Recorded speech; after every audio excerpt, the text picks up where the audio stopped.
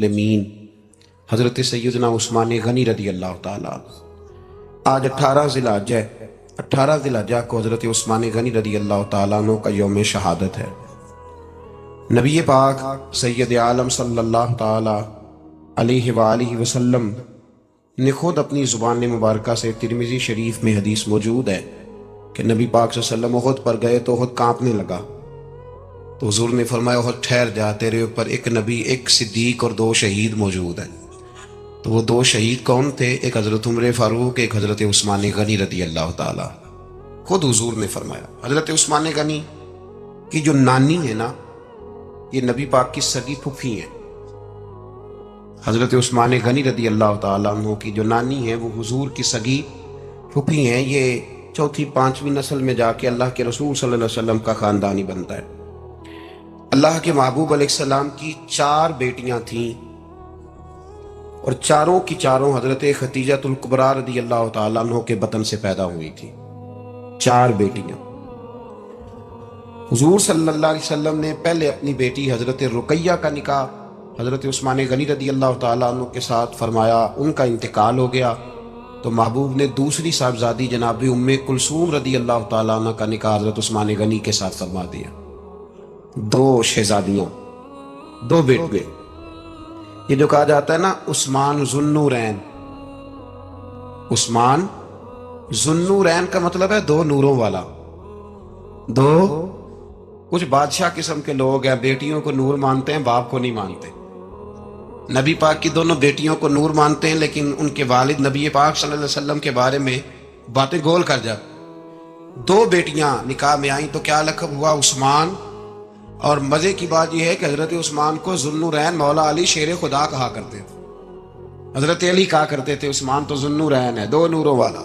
بریلی کے امام فرمانے لگے تیری نسل پاک میں ہے بچہ بچہ نور کا، تو ہے نے نور تیرا سب گھرانہ نور کا۔ اور کہنے لگے نور کی سرکار سے پایا 2 شالہ نور کا، نور کی سرکار سے پایا 2 شالہ نور کا، ہو مبارک تجھ کو ذو النورین جوڑا نور کا۔ مبارک دے رہے ہیں دوسری شادی پر، کہتے ہیں ہو مبارک تجھ کو ذو النورین جوڑا نور کا۔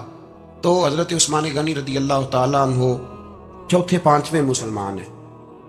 حضرت ابوبکر صدیق رضی اللہ تعالیٰ عنہ تاجر تھے، تاجروں سے ان کی دوستی تھی۔ حضرت عثمان غنی بھی تاجر تھے، تو جناب سیدنا ابوبکر صدیق نے انہیں تبلیغ کی تو وہ مسلمان ہو گئے۔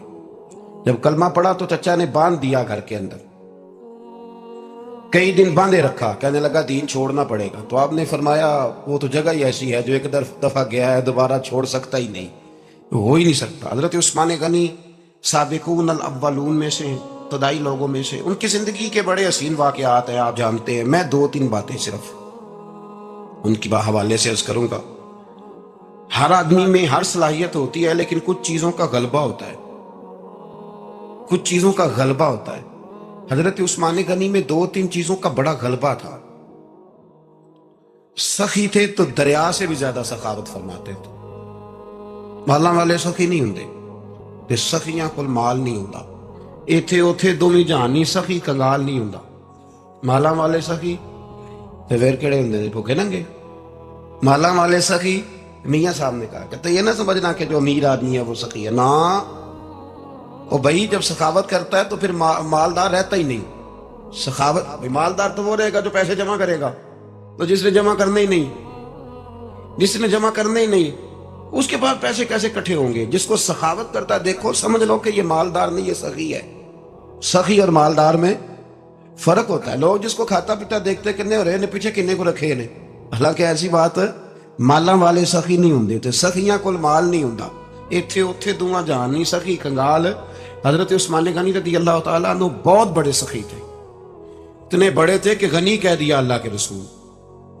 عثمان غنی تھے، ہر وقت ہی سخاوت، ہر وقت ہی سخاوت۔ میرے حضرت صاحب کی ایک دفعہ اپنے ایک درویش کو کہنے لگے یار تیرے ہاتھوں میں تو موریاں ہیں، جو چیز آتی ہے وہ گری جاتی ہے، رہتی نہیں۔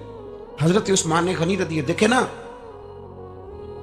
مشورہ کرنا پڑتا ہے، یار یہ جگہ لینی ہے، کیا پروگرام ہے، لوگ کہتے ہیں رستہ کوئی نہیں، دیکھتے ہیں، غور کرتے ہیں، پھر اس کا ریٹ لگتا ہے، پھر بات ہوتی ہے، پھر بات آگے چلتی ہے، پھر اس کے بعد بندہ کہتا ہے میں اتنے دیتا ہوں، وہ کہتا ہے نہیں میں اتنے لوں گا، پھر وہ کہتا ہے میں لگا کے ریٹ آ گیا ہوں، باتیں ہوتی ہیں۔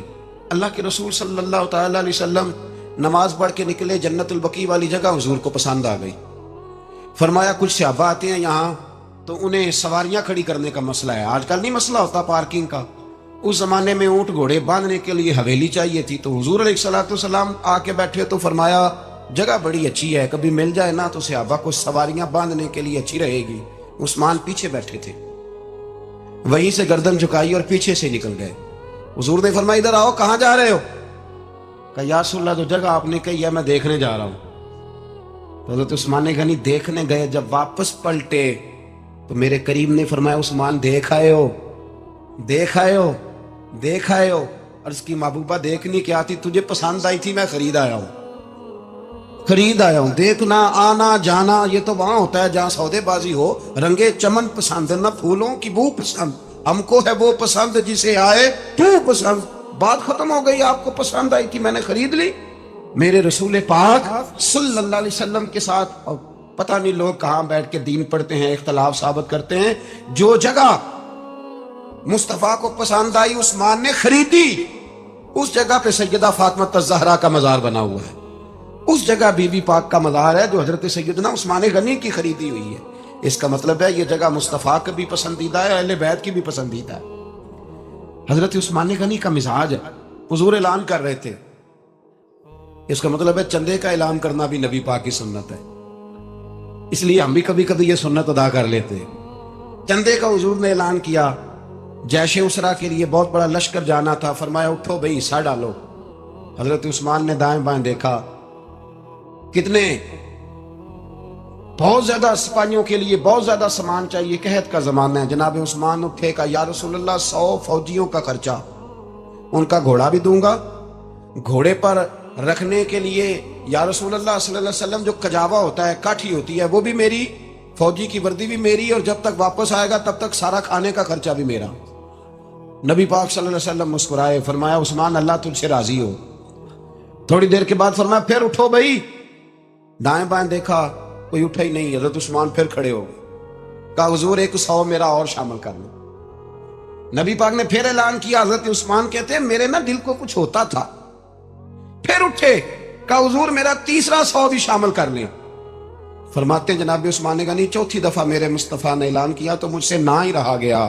میں نے کہا محبوبہ اعلان نہ کرو، آپ اشارہ کرو، عثمان کے پاس جو کچھ بھی ہے وہ محمد عربی کے قدموں کا ہی صدقہ ہے، پہ اعلان کرو، حاضر ہے، عرش ہے حاضر ہے، پھونک پھونک کے دینا، دیکھ دیکھ کے دینا، یہ تو وہاں کا سودا ہوتا ہے جہاں سودے بازی ہوتی ہے، لیکن یہاں تو یا رسول اللہ جب تک بکے نہ تھے کوئی پوچھتا نہ تھا، یہ تو نے خرید کر ہمیں انمول کر دیا۔ اور مجھے وہ بات بڑی پسند ہے، میں تنہائیوں میں کتاب کھول کے پڑھتا ہوں، تنہائیوں میں پڑھتا ہوں میرے رسول پاک صلی اللہ تعالیٰ علیہ وسلم، اور میں جب مجھے کبھی لطف لینا ہوتا ہے تو میں صاحب طبقات کی یہ روایت کھول کے بیٹھ جاتا ہوں جب اپنا مزہ لینے کو دل کرے۔ حضرت عثمان غنی شہزادے تھے، دولت مند باپ کے بیٹے تھے، رئیس اعظم تھے۔ امیروں کے بچے نازک مزاج ہوتے ہیں، موڈ کے مالک ہوتے ہیں، بہت بڑے رئیس تھے، پر عشق لگا سی کھیڈاں کھیڈ دی نوں، تو پھر کھیڈاں بھول گئیاں، کجل پایا سی یار دے ویکھنے نوں، پھر وہ دی یاد وچ روندیاں ہی ڈول گئیاں، حیدر شاہ اس گلی کدے نہ رول دی، پر ہن تے رول دی 4-5 دن کے بعد مدینے آئے، سفر پہ گئے ہوئے تھے، حضور کے پیچھے نماز پڑھی تو محبوب کے چہرے پہ ذرا نکاہت ہے، کمزوری ہے۔ حضرت بلال کو ملے، کہنے لگو بلال میں 4 دن باہر رہا ہوں، حضور کے چہرے پہ کمزوری کیوں ہے؟ جناب بلال کہنے لگے جا گھر جا کے پوچھ لے۔ کہتا میں نے دروازے پہ دستک دی، سیدہ عائشہ صدیقہ اندر سے بولی کون ہے؟ میں نے کہا اماں جی غلام ہوں۔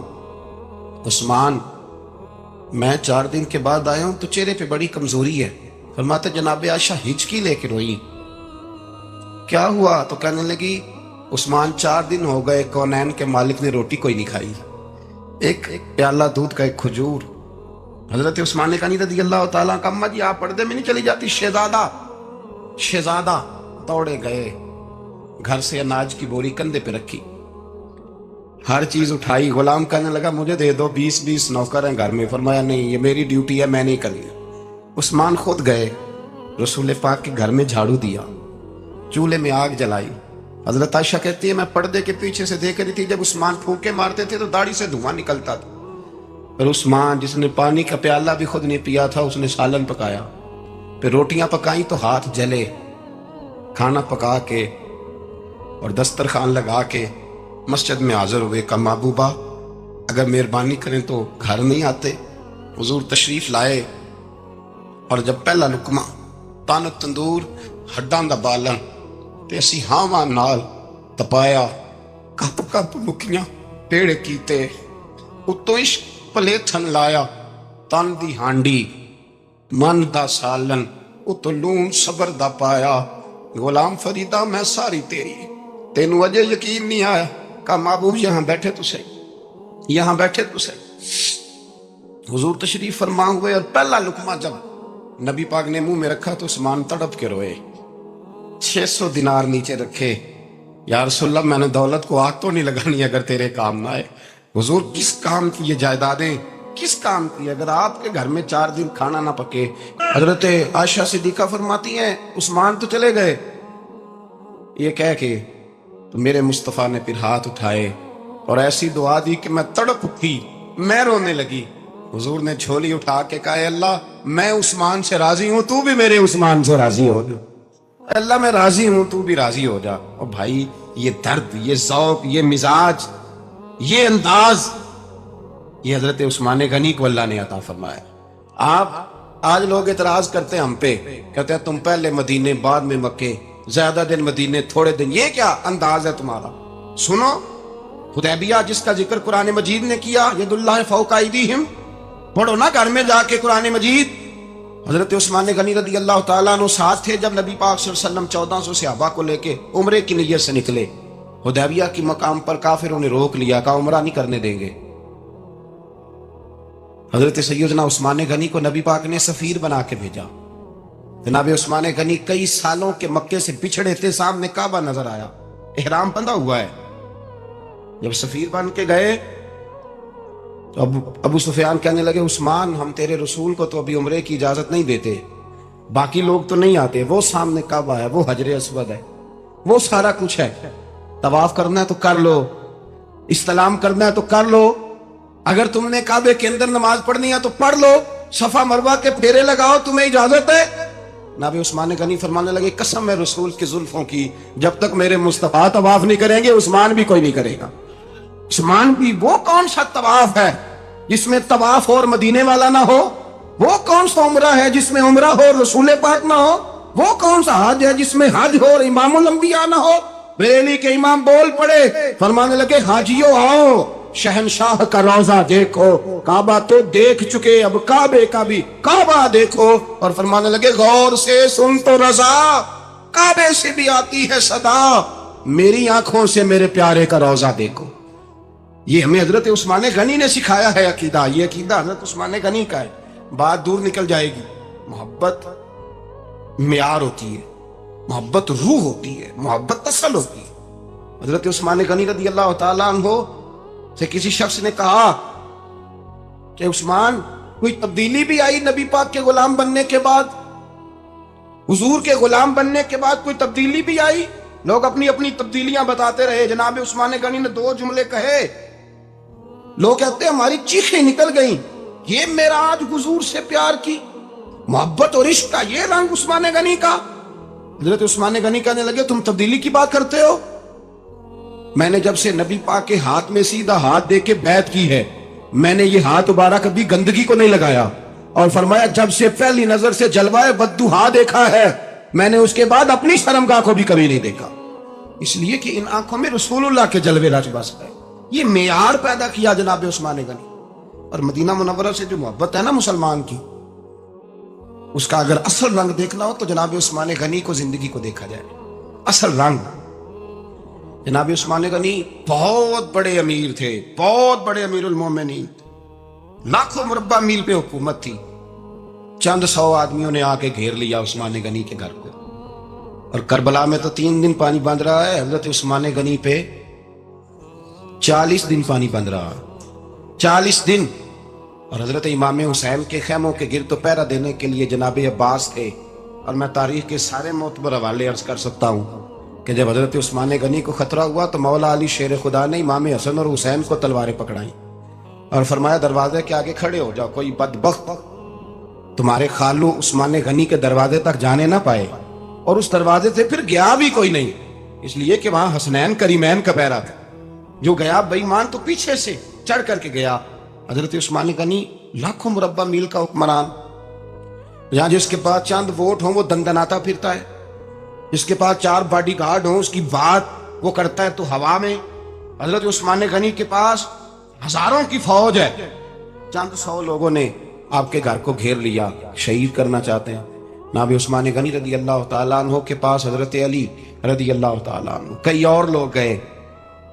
کہا عثمان 3 باتیں ہیں، یا تو ہمیں اجازت دو، یا تو تم تھوڑی دیر کے لیے خلافت چھوڑ دو، حکومت چھوڑ دو، چند دنوں کے لیے کسی اور کو امیر بناؤ۔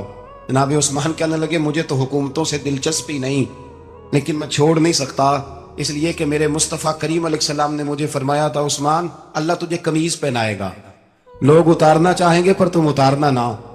فرمایا میں سمجھ گیا ہوں، اس سے مراد یہی ہے، میں نہیں چھوڑتا۔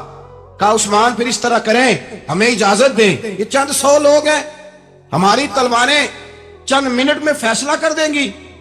جناب عثمان غنی فرمانے لگے میں نبی پاک کا شہر اپنی وجہ سے خون میں رنگ دوں، میری وجہ سے؟ نبی پاک علیہ السلام نے فرمایا تھا ایک مینڈا ہوگا، بکرا، جس کی وجہ سے میرے مدینے کی گلیوں میں خون بہے گا، میں وہ بکرا نہیں بننا چاہتا۔ فرمایا میں نہیں چاہتا میری وجہ سے خون بہے اور حضور کے مدینے میں بدامنی ہو۔ عثمان کی جان جاتی ہے تو جائے، اور نبی پاک کے مدینے میں شور نہیں ہونا چاہیے۔ اے پائے نظر ہوش میں آ، یہ کوہ نبی ہے، آنکھوں سے بھی چلنا یہاں بے ادبی ہے۔ تو کہا عثمان پھر اس طرح کرو، کچھ دنوں کے لیے مکے چلے جاؤ۔ میری بات کی سمجھ آ رہی؟ کچھ دنوں کے لیے مکے چلے جاؤ۔ تو جناب عثمان نے داڑھی پکڑ لی، کہنے لگے دیکھ رہے ہو ساری سفید ہو گئی ہے، میں نبی پاک کا شہر چھوڑ کے نہیں جانا چاہتا، میں رسول اللہ کے مدینے میں مرنا چاہتا ہوں، میں نہیں چھوڑوں گا حضور کا شہر۔ یہ انداز ہے جناب عثمان کا۔ چونکہ جو وقت آپ کو دیا تھا وہ قلیل ہوتا جا رہا ہے، اور باتیں ہیں کہ سامنے کھلتی ہی جا رہی ہیں، سامنے آتی ہی جا رہی ہیں، ہر چند مشاہدہ حق کی ہو گفتگو یہ رہتی بھی نہیں، بادہ و ساگر کہے بغیر، اور کیسا دستور ہے زباں بندی ہے تیری محفل میں، بات کرنے کو ترستی ہے زباں میری۔ پلٹتا ہوں، اس موضوع کو چھوڑتا ہوں۔ حضرت سیدنا عثمان غنی با حیا بڑے تھے۔ کیا بڑے تھے؟ کچھ لوگ بے حیا ہوتے ہیں، کسی کو بھی نہیں چھوڑتے، نہ صحابہ کو، نہ اہل بیت کو، نہ کسی اور کو۔ عثمان با حیا بڑے تھے۔ کتنے؟ حضرت عائشہ صدیقہ فرماتی ہیں، مشکات میں مسلم میں موجود ہے، آپ فرماتی ہیں نبی پاک بیٹھے تھے تو حضور کی نہ پنڈلی مبارک، مرد کے لیے حکم ہے ناف سے گھٹنے تک چھپا کے رکھے، پنڈلی ننگی ہو بھی جائے نا، یہ پنڈلی تو اس کی اجازت ہے شریعت میں مرد کے لیے۔ فرماتی ہیں اللہ کے محبوب لیٹے ہوئے تھے اور حضور کی طامت پنڈلیوں سے تھوڑی اونچی تھی، تو حضرت ابوبکر صدیق آئے تو نبی پاک نے فرمایا آ جاؤ، حضور لیٹے رہے۔ ماتی تھوڑی دیر گزری تو حضرت عمر فاروق آئے، حضور اجازت ہے، تو نبی پاک صلی اللہ علیہ وسلم نے فرمایا آ جاؤ، نبی پاک لیٹے رہے۔ چند لمحے گزرے تو عثمان غنی آ گیا، حضور آ جاؤ، فرمایا 1 منٹ۔ اللہ کے حبیب اٹھے، طامت مبارک کو سمیٹا، پنڈلیوں کو ڈھانپا، حضور بیٹھے، عثمان آئے، باتیں ہوئی، چلے گئے۔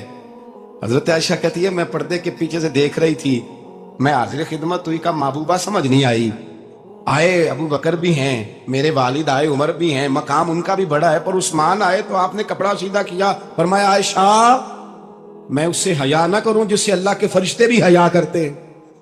حضرت عثمان غنی رضی اللہ تعالیٰ عنہ اپنے گھر کے اندر ہوتے تو کئی کپڑے لپیٹے رہتے، کئی کپڑے جناب، میں ایک نتیجہ آپ کے سامنے رکھنا چاہتا ہوں، میرے طرف دیکھیں، کئی کپڑے لپیٹے رہتے، کپڑوں کے اوپر کپڑے، شرم و حیا کے پیکر۔ جناب عثمان غنی غسل کرتے تو کپڑوں سمیت کرتے، فرماتے نام بھائی مجھے شرم آتی، پیکر شرم و حیا۔ اس کا نتیجہ کیا نکلا؟ حضرت رقیہ رضی اللہ تعالیٰ عنہ کے ساتھ جناب عثمان غنی کا جب نکاح ہوا تو ابھی پردے کی آیتیں نہیں آئی تھیں، شرم و حیا کے پیکر تھے، ابھی پردے کا حکم نہیں آیا تھا، صحابہ بے دریغ آتے جاتے تھے ایک دوسرے کے گھروں میں۔ اللہ کے محبوب علیہ السلام نے گوشت پکایا تو فرمایا حضرت اسامہ بن زید کو جاؤ عثمان کو بھی دے آؤ۔ جناب اسامہ بن زید فرماتے ہیں میں نے گوشت پکڑا، سالن پکڑا اور ان کے گھر پہنچا، جامع ترمذی میں موجود ہے۔ فرماتے ہیں میں جب اندر داخل ہوا مصطفیٰ کی شہزادی کو دیکھا اور پھر عثمان غنی کو دیکھا۔ فرماتے ہیں جنہیں میں نے دیکھا ایسا جوڑا میں نے کبھی نہیں دیکھا، میں بس ہلکا سا مسکرا کے پلٹ آیا، نہ انہوں نے کچھ پوچھا نہ میں نے کچھ بتایا، فرماتے ہیں جب میں مسجد میں داخل ہوا نا، پہلا قدم ہی رکھا تو مصطفیٰ کریم نے فرمایا اسامہ دے آئے ہو سالن؟ میں نے کہا یا رسول اللہ دے آیا ہوں۔ فرمایا ایسا سونا جوڑا پہلے کبھی دیکھا ہے؟ دیکھا ہے کبھی؟ میں نے کہا نہیں حضور میں نے نہیں دیکھا۔ تو میرے مصطفیٰ کریم علیہ، یہ لفظ ترمذی کے نہیں، یہ شاہ ولی اللہ صاحب نے ازالۃ الخفا میں لکھیں، میرے محبوب پاک علیہ السلام نے فرمایا عثمان کی شکل ایک تو جد الانبیاء ابراہیم خلیل اللہ سے ملتی ہے، اور دوسرا فرمایا اگر کسی نے میرے جلوے دیکھنے ہو تو وہ بھی عثمان کے چہرے میں نظر آئیں گے۔ او نوجوانوں پیغام دے رہا ہوں، رزلٹ نکال رہا ہوں، بے حیائی بے شرمی کی گفتگو والے کے چہرے پہ حسن نہیں آتا، تو حیادار بنتا جا، رب تعالیٰ تجھے حسن و جمال عطا فرماتا جائے گا۔ جتنا حیا تیرے اندر ہوگا اتنا نور تیرے مکھڑے پہ ہوگا، جتنی شرم میں تو لپٹا ہوا ہوگا اتنی اللہ تجھے تازگی عطا کرے گا۔ میرے الصاف فرمایا کرتے جو گند بولتا ہے اس کے چہرے کا حسن سب سے پہلے چھن جاتا ہے، اور فرمایا جو بری باتیں سوچتا ہے، جس کی سوچ بری ہوتی ہے، سب سے پہلے اس کے چہرے کا حسن بگڑتا ہے۔ اگر چاہتا ہے تازہ رہے، ٹھنڈا رہے، نورانی رہے، تو پھر حضرت عثمان نے تجھے بتایا ہے کہ شرم والا بن کے رہ، اللہ سب سے زیادہ حسن تجھے ہی عطا فرما دے گا۔ زیادہ بولنے والا، زیادہ باتیں کرنے والا، پہ جو منہ میں آیا کہہ گیا، اس آدمی کی نورانیت چلی جاتی۔ اگر لوگ وہ کریموں سے نہیں آتا، اور نائی کے پاس بیٹھ کے چہرے پہ روز نیا ڈیزائن، نئی لکیر بنوانے سے حسن نہیں آتی، حسن شرم و حیا سے آتا ہے۔ یہ جو ہم عارضی حسن خرید کے لاتے ہیں نا 4 پیسے کا، یہ ماند نہیں پڑتا، یہ تباہ کرتا، اور یہ تباہ ہو جاتا ہے۔ کچھ لوگ ایسے ہوتے ہیں، کچھ لوگ جن کے پاس بیٹھنے کو اتنا دل نہیں کرتا جتنا ان کا چہرہ دیکھنے کو دل کرتا ہے۔ ان کے پاس بیٹھنے کو بعضوں کا دل کرتا ہے کہ بس نہ ذرا، اور طبیعت آج میں ہو کے آیا ہوں استاد جی صادق صاحب رحمۃ اللہ علیہ، میں نے ان بزرگوں کو دیکھا ہے، ہم نے نظر بھر کے آنکھوں میں آنکھیں ڈال کے تو بڑا کم دیکھا ہے۔ ہم چوری دیکھا کرتے تھے، چوری میں ویکھاں تے میرا یار نہ ویکھے، تے جے میں نام ویکھاں تے ہو ویکھے، ہم لوگ چوری دیکھا کرتے تھے۔ میں نے اپنے حضرت صاحب کو بھی شاید ہی کبھی آنکھوں میں آنکھیں ڈال کے دیکھا ہو، تبھی دیکھا ہے جب وہ کسی اور کو دیکھ رہے ہوتے تھے۔ بھائی ان لوگوں کے اندر کا حسن، شرم و حیا، معصومیت بن کے ان کے چہروں پہ نکھر آتا تھا۔ حضرت عثمان غنی کی شرم و حیا نورانیت بن کے ان کے چہرے پہ آ گئی تھی۔ جناب عثمان غنی پیکرے شرم و حیا تھے۔ ایک بات کر دوں اور ختم کروں، حضرت عثمان فرمایا کرتے تھے مجھے 3 باتیں بڑی پسند ہیں۔ کتنی؟ سارے بولے ہو کتنی جی؟ کون کون سی؟ فرمایا کرتے تھے بھوکے کو روٹی کھلانا، ننگے کو کپڑا پہنانا، اور تیسرا میرا دل کرتا ہے مجھے اور کوئی کام نہ ہو، قرآن پاک میرے سامنے رہے اور میں سارا دن تلاوت ہی کرتا رہوں۔ 3 باتیں پسند تھی، بھوکے کو کھانا کھلانا، ننگے کو کپڑا پہنانا، اور یعنی روٹیاں بانٹتے رہتے تھے، سوٹ بانٹتے رہتے تھے، یہ مزاج تھا۔ فرماتے تھے میری پسند ہے۔ اب تیسرا میرا دل کرتا ہے کہ قرآن مجید پڑھا رہے اور میں میرا اس کو سارا توڑ کے کھا بھی جائیں گے تو یہ شکوہ نہیں کرے گا، یہ سارا میرا اپنا ہے۔ حضرت ابو بکر صدیق فوراً بول پڑے، عرض کی حضور جب میں آپ کا ہوں تو مال بھی تو آپ کا ہی ہے نا۔ یا رسول اللہ جب میں نے اپنا آپ نہیں بچا کے رکھا تو پھر مال۔ حضرت مولانا معین الفاظ کاشفی نے لکھا ہے، اچھا کئی دفعہ ایسے ہوتا ہے میں بات کوئی اور بیان کرنا چاہتا ہوں تو شروع معاملہ کسی اور طرف نکل جاتا ہے۔ مولانا معین الفاظ کاشفی نے لکھا ہے کہ وہ جو سانپ تھا نا غار ثور میں، وہ 600 سال سے بیٹھا ہوا۔ حضرت عیسیٰ علیہ السلام ایک دن پڑھ رہے تھے انجیل، تو آپ نے نبی پاک کا تذکرہ پڑھا، اس سانپ نے سن لیا، تو حضرت عیسیٰ سے کہنے لگا حضور یہ بتائیں کہ وہ نبی پاک ملیں گے کہاں؟ تو حضرت عیسیٰ فرمانے لگے کہ مکے میں آئیں گے اور مدینے میں رہیں گے۔ تو کہا ملاقات کیسے ہو سکتی ہے؟ فرمایا چلا جا مکے۔ تو وہ سانپ 600 سال غار ثور میں، اس نے 70 جگہ پہ سوراخ کیے۔ کتنے سال بیٹھا رہا؟ بول کے بتائیے۔ آپ 6 گھنٹے بیٹھ کے دکھائیں، سوال ہی نہیں پیدا ہوتا۔ ہم بڑے کمزور ہو گئے، ہمارے لیے معاملہ بڑا اور طرح کا ہے۔ ہماری مرضی کا کوئی بات کرے تو ہم اس سے راضی ہیں۔ انتظار کرنا اور یہ سارے کام کرنا، یہ تو بڑا مشکل معاملہ، یہ تو بڑی عجیب سی کیفیت ہے۔ میرے استاد رحمۃ اللہ تعالیٰ علیہ 2015 میں کراچی تشریف لائے، میں اپنے ایک سنگی کو لے کے پہنچ گیا، چھوٹا موٹا مولوی میں بھی ہوں۔ صبح میں 7 بجے کے 8 بجے وہاں پہنچ گئے، حضرت آرام فرما رہے تھے، نمازیں انہوں نے اندر ادا فرمائی ساری، ظہر بھی ہوئی، پھر عصر بھی ہوئی، پھر مغرب بھی ہوئی، پھر عشاء بھی ہوئی۔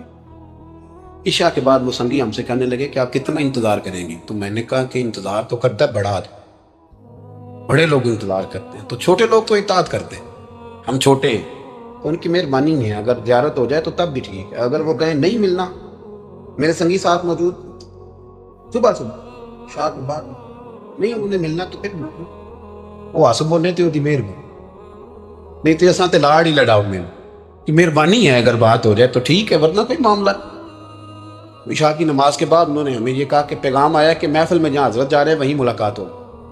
ہم نے کہا یہ بھی بڑی نعمت، جلوہ دیکھنا بھی بہت بڑی سعادت ہے، اس لیے کہ ہمیں پتہ ہے کہ وہ کیفیت کیا ہے، رنگ کیا، ان کا انداز کیا ہے۔ پیچھے جا کے بیٹھ گئے تو پھر ان کا حکم آیا کہ اس کو کون آ گیا۔ جب میں اسٹیج پہ گیا تو فرمانے لگے مجھے سویرے ہی پتا تھا آپ آ گئے، کوئی عرض نہیں، اتنا کوئی انتظار تو بندہ کر ہی لیتا ہے نا۔ اب یقین کرے وہ دن کی جو لذت ہے نا وہ آج تک گئی نہیں طبیعت سے، وہ سرور گیا نہیں۔ کبھی کبھی سوچتا ہوں کہ اس سے ڈبل بھی انتظار کبھی ہو جائے پر ایک دفعہ زیارت پھر نصیب ہونا۔ کبھی کبھی یہ سوچتا 600 سال وہ سام بیٹھا رہا، 600 سال 600 سال اور 70 اس نے سراغ کیے غار ثور، لیکن وہ بھی عاشق تھا نا۔ اور یہاں معاملہ یہ تھا کہ ابو بکر صدیق دعا مانگ کے گئے تھے کہ میں نے کسی کو موقع نہیں دینا، ایک میں ہوں گا دوسرا میرا یار ہوگا۔ وہ غار ثور کی تو لذت ہی یہ والی تھی، ایک میں ایک میرے محبوب۔ اس نے 70 سراغ کیے ہوئے تھے، جناب ابو بکر صدیق نے کہا حضور آپ ٹھہریں، میں ذرا بھی آیا صفائی کر کے۔ تو نبی کریم علیہ السلام رکے تو ابو بکر صدیق نے کہیں پگڑی پھاڑ کے رکھی، کہیں چادر پھاڑ کے رکھی، اتنے سوراخ بند کیے تو جو ایک رہ گیا وہاں ایڑی رکھ دی۔ تو اب وہ سام بھی شکوہ کرنے لگا کہ یار تو بھی کوئی نرالا ہی عاشق ہے کہ میں نے تو کسر ہی کوئی نہیں چھوڑی تھی، 70 سوراخ کیے تھے اور تو نے بھی کمال ہی کر دی ہے، یہ سارے ہی بند کر دیے، جو بچ گیا اس پہ ایڑی رکھ دی۔ اس نے پتہ نہیں کتنے ڈنگ مارے۔ سام کا جب ڈنگ لگتا ہے تو وجود میں بہت زیادہ گرمی پیدا ہو، گرمی۔ حضرت ابو بکر صدیق کے بارے میں ہمارے شارحین نے لکھا روئے نہیں، وجود اتنا گرم ہوا کہ آنسو ٹپک پڑے۔ نبی کریم صلی اللہ علیہ وسلم نے فرمایا ہٹا نا ذرا پیر، پھر انہوں نے ہٹایا تو میرے مصطفیٰ میں لعاب دہن لگایا۔ مولانا معین الواعظ کاشفی رحمۃ اللہ علیہ فرماتے ہیں کہ جب انہوں نے قدم ہٹایا نا تو پھر وہ سانپ باہر نکلا، اپنا سر نکالا اور کھڑا ہو کے حضور کا دیدار کرنے لگا۔ نبی کریم نے فرمایا تیرا کام ہو گیا، اب تو جا، مجھے اور ابو بکر کو رہنے دو۔ وہ نکل گیا۔ یہ کیفیات ہے، یہ محبت ہے، یہ وارفتگی ہے، یہ سوز ہے، یہ درد ہے۔ یارو یہ میں کہا کرتا ہوں کہ یہ چیز جینے کا بھی مزہ دیتی ہے، مرنے کا بھی مزہ آتا ہے، مرنے کا بھی مزہ، سرور آتا ہے انسان اس میں جب یہ کیفیات شامل ہوتی ہے نا۔ رنگ اور ہوتا ہے، درد اور ہوتا ہے، ذائقہ اور ہوتا ہے، کیفیت اور ہوتی ہے، پھر کوئی شوق نہیں رہتا اعلیٰ کپڑوں کا، بڑی گاڑی کا، لمبے چوڑے معاملات کا۔ پھر تو انسان ڈھونڈتا پھرتا ہے کوئی مجھے محبوب کی بات سنائے، کوئی اس کی شان میں کوئی شعر سنائے، کوئی اس کا ذکر سنائے، کوئی مل جائے نا کبھی کہ میرے تال چھیڑ دے، کوئی ملے، کوئی بات کرے، کوئی ذکر کرے۔ پھر انسان ڈھونڈتا پھرتا ہے ان لفظوں کو، ان لوگوں کو جو پکڑ کے دروازہ رسول صلی اللہ علیہ وسلم کی بارگاہ تک لے جائیں۔ بڑا پیار کیا میرے کریم محبوب۔ حضرت علی المرتضیٰ شیر خدا فرماتے میٹنگ بیٹھی تھی بدر والے دن، ہم بات کر رہے تھے خطرہ کہاں ہے، دلے درے لوگوں کی ڈیوٹی کہاں لگائی جائے۔ شیر خدا بھی چاہ رہے تھے کہ میں وہاں ڈیوٹی دوں گا، تو کہتے ہیں سمجھ آئی کہ سب سے زیادہ خطرہ نبی کریم علیہ السلام کے عریش مبارک کا ہوگا، حضور کے خیمے کو، چھپر مبارک۔ قریش مکہ سب سے زیادہ حملے وہاں کریں گے جہاں حضور ٹھہرے ہوں۔ طے ہو رہا تھا کس کی ڈیوٹی لگائیں، کس کو وہاں ذمہ داری سونپیں۔ کہتے ہیں ہم بات کر رہے تھے اور میں تیار تھا وہاں جانے کو، اچانک ابو بکر صدیق آ گئے۔ کیا باتیں ہو رہی ہیں؟ تو ہم نے کہا جناب ہم پروگرام بنا لیں کہ وہاں ڈیوٹی کس نے کرنی ہے۔ تو فرمانے لگے یہ کرنے والی بات ہی کوئی نہیں، میں نے تو عرض کر بھی دیا نبی پاک کی بارگاہ میں کہ یا رسول اللہ یہاں ڈیوٹی میں ہی کروں گا۔ تو حضرت ابو دردہ رضی اللہ تعالیٰ عنہ عرض کرنے لگے حضرت ابو بکر صدیق سے کہ حضور آپ کے ساتھ کون ڈیوٹی کرے گا؟ فرمانے لگے کسی کی بھی ضرورت نہیں، کوئی ماں نے لال جنا ہی نہیں، کوئی جنا ہی نہیں ماں نے لال جو ابو بکر کے ہوتے ہوئے نبی پاک تک پہنچ جائے، کسی کی جرت ہی نہیں۔ میں اکیلا کافی ہوں مصطفیٰ کریم کے خیمے کا پہرا دینے کے۔ یہ اعزاز، یہ شان، یہ لطافت، اور میرے نبی کریم علیہ السلام نے بھی پر حضرت ابو بکر کو چاہا تو کمال ہی کر دیا، چاہا تو کمال ہی کر دی، کمال ہو گئی۔ حضرت ابو دردہ کہتے ہیں ایک دن حضور علیہ السلام نے مجھے فرمایا ابو دردہ یہ تو نے آج کیا کیا ہے؟ حضور کیا ہوا؟ فرمایا آج تو گلی میں چل رہا تھا اور ابو بکر صدیق کے آگے آگے چل رہا تھا، گلی میں ابو بکر کے آگے آگے چل رہا تھا۔ یا رسول اللہ صلی اللہ علیہ وسلم کیا ہوا؟ فرمایا نہ کسی پہ سورج طلوع ہوا نہ غروب ہوا جو میرے ابو بکر سے افضل ہو، خبردار اس کے آگے نہیں چلنا، ابو بکر صدیق کو کمر نہ ہونا چاہیے۔ شاہ ولی اللہ صاحب نے ایک بات لکھی ہے، بڑی نرالی ہے، وہ بھی بڑی نرالی۔ مثل تعویذ ہوتے ہیں نا کچھ لوگ، جب بھی ملتے ہیں شفا ہوتی، بڑی شاندار عجیب بات لکھی ہے. حضور صلی اللہ علیہ وسلم نے ایک دن فرمایا کہ وقفے سے ملا کرو محبت بڑھتی. یہ حضور کا فرمان، وقفے سے ملا کرو محبت بڑھتی ہے. قدر کھو دیتا ہے نا ہر روز کا آنا جانا، اور بڑی دلچسپ ہوتی ہیں بے ترتیب ملاقات. تو کہا کہ وقفے سے ملا کرو. حضرت ابو ہریرہ بھی تھے، دیگر لوگ بھی تھے. حضور نے فرما دیا. حضرت ابو بکر صدیق بھی سن رہے تھے. زور کی نماز پڑھی، گھر چلے گئے. عصر پڑھی تو گھر چلے گئے. مغرب پڑھی تو گھر چلے گئے. حضرت انس بن مالک رضی اللہ تعالیٰ عنہ کہتے ہیں 3 دفعہ حضور نے پوچھا ابو بکر نہیں آئے؟ ابو بکر نہیں آئے؟ ابو بکر نے کہتے 3 دفعہ پوچھا تو میں پھر پہنچ گیا. میں نے کہا ابو بکر 3 دفعہ حضور نے پوچھ لیا کہ ابو بکر نہیں آئے، ابو بکر نہیں آئے. تو جناب صدیق ایک پر دوڑے، حضور حکم. پر میں کہاں تھے صبح سے؟ عرض کی یا رسول اللہ آپ نے تو فرمایا تھا وقفے سے ملا کرو محبت بڑھتی ہے. تو محبوب فرمانے لگے تمہیں تھوڑی کہا تھا، تمہیں تھوڑی کہا تھا. تو نہ جایا کر یار، تو رہا کر. تو رہتا ہے تو دل جمع رہتا ہے، تو یہاں موجود ہوتا ہے تو دل. اب یقین کریں کچھ لوگ ایسے ہوتے ہیں جن کے بارے میں دل کرتا ہے انہیں بندہ خرید کو پاس رکھ، ان کو خرید لے، یہ یہیں رہیں، یہ جائیں نہ.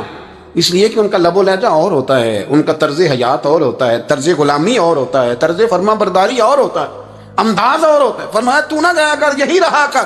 اور میرے محبوب نے فرمایا ابو بکر تو صرف میرا غار میں ہی ساتھی نہیں، قیامت میں جب میں حوض کوثر تقسیم کروں گا تب بھی تو میرے پاس ہی بیٹھا ہو. قیامت کے دن حوض کوثر کی تقسیم میں بھی تو میرے ساتھ ہی ہوگا میرے نبی کریم. اور ایک بات اور سن لے جاتے جاتے، کچھ لوگ ساتھ بڑا رہتے ہیں پر بات کم کم مانتے. کہتے ہیں میں جھاڑو جو دیتا ہوں واسطانے، مجھے وظیفہ پڑھنے کی کیا ضرورت؟ میں وہاں ہر وقت حاضر جو رہتا ہوں، مجھے کیا ضرورت ہے شجرہ پڑھنے کی؟ مجھے کیا ضرورت ہے ان کی بات سننے کی؟ میں وہاں رہتا جو، اتنا ہی کافی ہے. حضرت ابو بکر صدیق نے نوکری بھی کھول کے کی اور نبی پاک کی بات بھی کھول کے مانگ. جو حضور نے کہہ دیا انہوں نے کر دیا. یہاں تو لوگ سوچتے ہیں نا، سمجھتے ہیں، غور کرتے ہیں، کہتے ہیں میں وہیں ہوتا ہوں، میرے پر نسبت ہے، وہی کافی ہے. مجمع لگا ہے صحابہ کا، نبی پاک علیہ السلام نے فرمایا ابھی آج روزہ کس نے رکھا ہے؟ سب چپ کر گئے. حضور نے دوبارہ پوچھا تو جناب صدیق اکبر بولے، عرض کی حضور آپ حکم نہ دیتے تو میں نہ بتاتا، یہ اللہ نے آج مجھے توفیق عطا فرمائی. تو حضور علیہ السلام نے فرمایا آج جنازے میں کس نے شرکت کی؟ لوگ خاموش. تو حضور علیہ السلام نے دوبارہ پوچھا، عرض کی حضور آپ حکم نہ دیتے تو نہ بتاتا، یہ اللہ نے توفیق مجھے عطا فرمائی. فرمایا آج کس نے مسکین کو کھانا کھلایا ہے؟ عرض کی یا رسول اللہ صلی اللہ علیہ وسلم حکم نہ دیتے تو نہ بتاتا، یہ اللہ نے مجھے توفیق عطا فرمائی. فرمایا کس نے آج لوگوں کو دین کی دعوت دی، اسلام کی طرف بلایا، پیغام دیا؟ کون ہے؟ عرض کی حضور اگر آپ حکم نہ دیتے تو میں نہ بتاتا، یہ بھی خدمت اللہ نے مجھے عطا فرمائی ہے. تو نبی کریم علیہ السلام نے فرمایا ابو بکر سن، قیامت کے دن ایک دروازہ جنت میں ایسا ہوگا جہاں سے صرف روزے دار گزریں گے، ایک ایسا ہوگا جس سے صرف نمازی گزریں گے، ایک ایسا ہوگا جس سے صرف حاجی گزریں گے، ایک سے سخاوت کرنے والے گزریں گے. لیکن جب تو آئے گا نا تو جنت کے ہر دروازے سے آواز آئے گی کہ ادھر سے داخل ہو جا، ادھر سے ہر دروازے سے آواز آئے گی. اس لیے کہ مجموعی طور پر عمل کیا زندگی میں، مجموعی طور پر، اور اپنے لب و لہجے. اتنی نوکری کی حضرت صدیق اکبر، اتنی نوکری، کسی جگہ بھی کوئی دعویٰ نہیں. حضور نے بڑا فرمایا ہے کہ ابو بکر نے بڑی نیکیاں کی اسلام کے ساتھ. جناب صدیق اکبر کا کوئی دعویٰ نظر ہے؟ یہ وہ مزیدار شخص تھا جس نے کبھی حضور سے دعا کے لیے بھی نہیں کہا، دعا کی تکلیف بھی کبھی نہیں. وہ ہاتھ اٹھانے پڑیں گے، لفظ ادا کرنے پڑیں گے، یہ تکلیف بھی نہیں دی. علامہ یوسف نبہانی علیہ رحمہ نے لکھا ہے کہ ایک دن حضرت صدیق اکبر نے سیدہ عائشہ صدیقہ سے کہا جس دن حضور کا موڈ مبارک، طبیعت مبارک بڑی اچھی دیکھو نا تو میری بخشش کی دعا کرا دے. سیدہ عائشہ صدیقہ سے کہا، کوئی لفظ نہیں ادا. لوگوں کو لاتے، حضرت عثمان غنی نے تبلیغ پہ کلمہ پڑھا، حضرت طلحہ نے، حضرت زبیر نے، لوگوں کو لاتے اور لا کے نا انہیں آگے بٹھاتے، خود پیچھے بیٹھتے. پیچھے میرے بھائی دعا کے لیے بھی کبھی نہیں کہا. یہ وہ وفا ہے جس وفا کا دنیا میں کہیں بھی کوئی جواب موجود ہے. اپنے آپ کو مرتب کرے. ہم لوگ بڑی بے ترتیب زندگی گزارتے ہیں. وہ ڈنگ ٹپاؤ پالیسی ہے کہ آج تھوڑا بہت کر لیں، اپنے آپ کو راضی کر لیں. جس طرح بچے کہتے ہیں کہ چلو آج کسی طریقے چھٹی کر لینا، آج کا دن تو گزرے، کل اسکول کا ٹائم آئے گا تو دیکھی جائے گی. اس طرح نہ کریں، مرتب کریں اپنے آپ میں ترتیب دیں. ساری زندگی سامنے والے کی اخلاقیات ٹھیک کرتے اگر گزر جائے تو اپنا معاملہ رہ جاتا ہے. اچھی سوچ، اچھا رویہ، وفاداری والی زندگی. میں نے ایک جملہ کہا ہے، اگر آپ کی سمجھ میں آیا ہو، کہ اگر یہ عشق، یہ وارفتگی، یہ پیار، یہ وفا پیدا ہو تو جینے کا بھی مزہ آتا ہے. اور مرنے کا بھی مزہ، پھر جینا مرنا بڑا لذت اور ذائقے والا ہو جاتا ہے۔ دعا ہے اللہ ہمیں ان کے فیض سے فیض یاب فرمائے۔ آخر دعوانا الحمد۔ ایک غریب آدمی بدو رات کے وقت، وہ کہیں بیچارہ صبح سے چلا تھا، مدینے پہنچتے اسے رات ہو گئی۔ اس نے ڈرتے ہوئے نا خیمہ باہر لگا لیا، جہاں رات ہوئی نا آدھی رات کو، کوئی 1-2 بجے سمجھ لے پہنچا مدینے، تو اس نے باہر نے خیمہ لگا لیا۔ بیوی اس کی امید سے تھی، بچے کی ولادت کا وقت قریب آ گیا، بیمار ہو گئی، اس نے خیمہ لگایا، بیوی اندر ہے۔ حضرت عمر فاروق گشت پہ تھے رات کو، ساتھ ایک غلام تھا۔ حضرت عمر فاروق رضی اللہ تعالیٰ عنہ کہنے لگے وہ آگ جل رہی ہے تھوڑی سی، پتہ کرو کون ہے۔ تو آپ کا غلام پتہ کرنے گیا تو بدو نے ڈانٹ دیا، کہنے لگے جاؤ تمہیں کیوں بتاؤں۔ حضرت عمر خود گئے، کہنے لگے مسافر بھائی بتا تو صحیح۔ کہنے لگا جی چھوڑے، میں آپ کو کیوں بتاؤں، میں کون ہوں، کیسے آیا ہوں۔ فرمایا خیمے کے اندر سے کراہنے کی آواز آتی، کوئی درد سے چیخ رہا ہے، بتا ہمیں بات کیا ہے۔ کہنے لگا جی میں فلاں بستی فلاں علاقے کا ایک غریب ہوں، امیر المومنین عمر فاروق سے ملنے آیا ہوں، اور رات ہو گئی ہے تو یہاں خیمہ لگایا ہے، صبح میں ان سے مل کے چلا جاؤں گا۔ تو رات کو تکلیف دینا پسند نہیں کیا، تو میری بیوی امید سے تھی، اب بچے کی ولادت کا وقت قریب ہے، پاس کوئی نہیں۔ حضرت عمر کہنے لگے تو ٹھہر میں ابھی آیا، چہرے پہ نقاب ہے، اسے بتایا نہیں میں ہی امیر المومنین۔ عمر دوڑے گئے، اپنی زوجہ سے کہنے لگے اگر تجھے بہت بڑا اجر مل رہا ہو تو حاصل کرے گی؟